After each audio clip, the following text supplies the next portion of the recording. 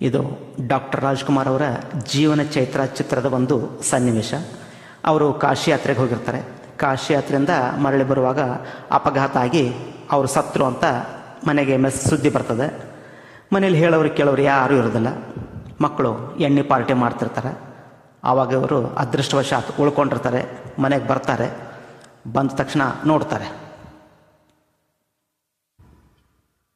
ತೊಲಗರೋ ತೊಲಗರೋ ಆಚೆ, ತೊಲಗರೋ ಆಚೆ, ಒಬ್ಬೊಬ್ಬರನ್ನ ಚುಚ್ಚಿಕೊಂದು ಬಿಡ್ತೇನೆ, ತೊಲಗರೋ ಆಚೆ.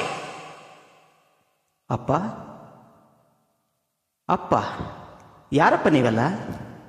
ಯಾರ ಮಕ್ಕಳಪ್ಪ ನೀವೆಲ್ಲ? ನಾನಪ್ಪ ಪ್ರತಾಪ, ಇವನು ಪ್ರಕಾಶ ನರಹರಿ. ಪ್ರತಾಪ, ಪ್ರಕಾಶ, ನರಹರಿ, ಯಾರ ಮಕ್ಕಳಪ್ಪ ನೀವೆಲ್ಲ? ಅಯ್ಯೋ ದೇವ್ರಿ, ಇದು ನಮ್ಮ ಮನೆನ? ಹಾ, ನನ್ನ ಇನ್ನೂ ಯಾಕೆ ಉಳಿಸಿದೇನಂತ ನನಗೀಗ ಅರ್ಥ ಆಗ್ತಾ ಇದೆ. ನಾನು ಅವಾಗಲೇ ಸತ್ತು ಹೋಗಿದ್ರೆ ಈ ವೈಭವನೆಲ್ಲ ನೋಡೋಕ್ಕಾಗ್ತಾ ಇತ್ತಾ? ಇಲ್ಲ ತಾನೇ. ಊರಲ್ಲಿ ಅವತ್ತು ಒಂದು ಹೆಂಡದ ಅಂಗಡಿ ಇಟ್ಟು ಅಂತ ತಾನೆ ನಾನು ಹೋಗಿ ಹೋರಾಡಿ ಅದನ್ನು ಮುಚ್ಚಿಸ್ದೆ. ಆದರೆ ಇವತ್ತು ಮೀನಾಕ್ಷಿ, ಮೀನಾಕ್ಷಿ, ಎಂಥ ಒಳ್ಳೆ ಮಕ್ಕಳಿಗೆ ಜನ್ಮ ಕೊಟ್ಟೆ. ಒಂದೊಂದು ಮುತ್ತು ಕಣೆ, ತಪಸ್ಸು ಮಾಡಿ ಪಡಿಬೇಕಿಂಥ ಮಕ್ಕಳನ್ನ. ನಿನಗೆ ಅದೃಷ್ಟ ಇಲ್ಲ, ಕಣ್ಣು ಮುಚ್ಕೊಂಡ್ಬಿಟ್ಟೆ. ಇವತ್ತು ನೀನು ಇರಬೇಕಾಗಿತ್ತು, ಇವತ್ತು ನೀನು ಬದುಕಿರಬೇಕಾಗಿತ್ತು. ಈ ದೃಶ್ಯನ ಕಣ್ಣಿಂದ ನೋಡಬೇಕಾಗಿತ್ತು. ನಿನ್ನ ಜನ್ಮ ಪಾವನವಾಗಿ ಹೋಗ್ತಾ ಇತ್ತು.